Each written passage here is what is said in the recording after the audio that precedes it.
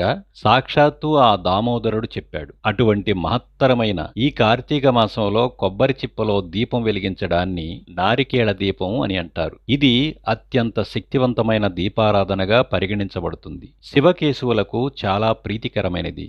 ఈ దీపం వెలిగించడం వల్ల అఖండ ధనయోగం, ఆర్థిక సమస్యలు పరిష్కారం అవుతాయి. కార్తీక మాసంలో దీపారాధన యొక్క ప్రధాన ఉద్దేశం పాపాలను పోగొట్టుకోవడం. నారికేళ దీపం వెలిగించడం ద్వారా తెలిసి తెలియక చేసిన పాపాలు హరించుకుపోతాయి. అలాగే జాతక దోషాలు అంటే గ్రహాల వల్ల కలిగే చెడు ఫలితాలు, గత జన్మ కర్మదోషాలు కూడా తొలగిపోతాయి.